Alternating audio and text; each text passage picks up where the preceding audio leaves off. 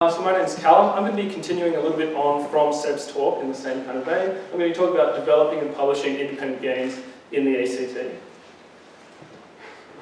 So firstly, what do I do as a game developer? I'm the lead programmer, business developer, and producer in our team. We have a saying in the indie scene, which is you wear a lot of hats. That means you've got a lot of jobs to do. You're never doing the same thing on 2 different days. I've also been doing a lot of programming, teaching at the AIE and other places. And at the start of 2013, my team co-founded in the AIE incubator, Cardboard Keep. So we have a core development team of just 3 people up in Watson. We've got half a dozen free downloadable games we produced over the first couple of years. And now we're currently working on our first commercial title, which is Water Melody of the Undergrowth. So this is a big traditional premium game. I'm going to be talking about that a little bit in a second. It's been in development since October 2013, so almost 2 years now. We've had collaborators and contractors both here in Canberra, throughout Australia and at other places around the world, helping us out on the game. And we'll be releasing late this year on PC and on consoles as well. We're confirmed for Xbox One and PlayStation 4. And a bit of what I'm going to be talking about today is there's a way to divide the games industry into 3 segments. You have the big premium games everyone's aware of, like Call of Duty. You have the apps and mobile games, which a lot of people play, a lot of people kind of can understand some of the development of from a technical background, but there's actually a third in the middle, which I think to a mainstream audience still has a little bit less notoriety at the moment, but it's definitely getting there, and that's indie games. So that's the space that we're in. So the games that we make are premium, and they're on a lot of bigger platforms like the consoles, but we don't have billion-dollar budgets and 100-person strong teams to make those games with. So what is a premium game? Compared kind of to an app or to a free downloadable mobile title, it's a larger title with an upfront sales price. You pay for it once, you get the whole game. It's a classic sales model. A lot of people would say it's actually obsolete, and for some kinds of games it's looking that way, for others it really benefits us.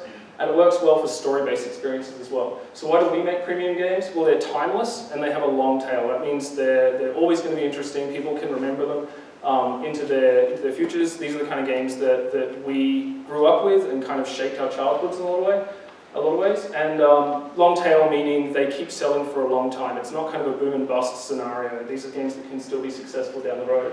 We don't have to worry about cloning as much as apps do. That's not really a fear in our minds. And these kind of premium games are why we got into the industry.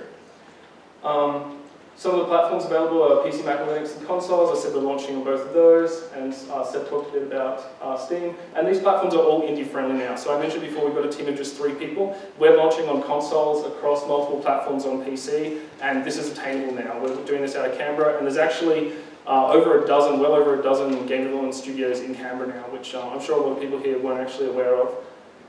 So I want to talk a bit about the local community. So Sydney and Melbourne are actually the game dev centres of Australia right now. But I think Canberra's making surprising ground that even other parts of Australia aren't really privy to yet. And this is largely thanks to the AIE incubator having such great support here. Monthly meetups, which have been bringing devs out of the woodwork. They run at Intro 29. And there's also just a groundswell of local support. We're really excited to build a community here in Canberra.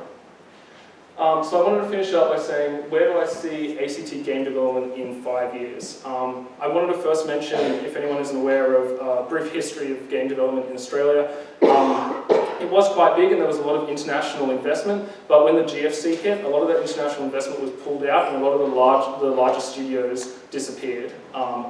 What happened then was the people from those studios, a lot of them actually left the industry, found jobs elsewhere in technology or in things like 3D animation.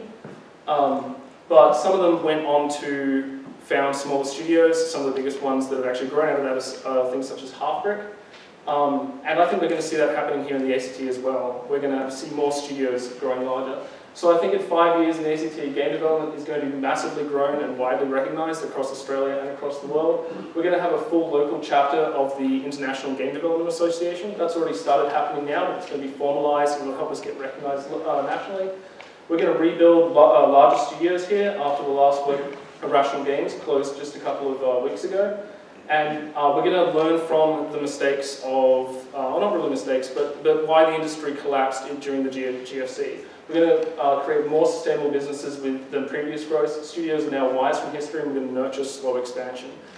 So that's the end of my talk. I wanted to finish on just highlighting that game development, this kind of indie middle ground game development, is growing massively in Australia, all around the world as well, but we've got it really strong here, and Canberra especially, there's a lot of it out there.